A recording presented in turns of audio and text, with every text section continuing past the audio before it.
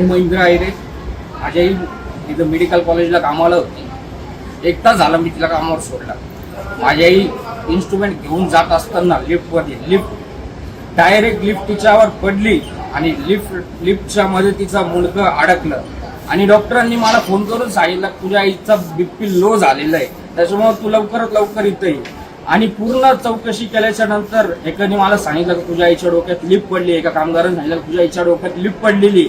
तर मी पूर्ण मला घुसू देत नव्हते, मध्ये बघू देत नव्हते. आई सुद्धा डॉक्टर मला सांगत नव्हतं माझ्या आईला झाला काय म्हणून. असं मी पूर्ण चौकशी केल्याच्या नंतर तिथं पूर्ण रक्त सांडलेलं होतं. त्याच्यावरून माझ्या लक्षात आलं की माझी आईची जी मान आहे तर पूर्ण त्या लिफ्ट मध्ये अडकलेली, त्याच्यामुळे माझ्या आईचा जीव गेलेला आहे. आणि इथले लोक सगळे खोटं बोलतात. एकही जण व्यवस्थित काही सांगत नाहीये.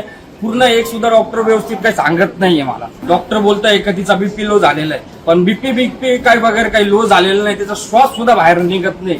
माझ्या आईचा जीव गेलेला आहे आणि हे आम्हाला येड्यात काढू राहिले.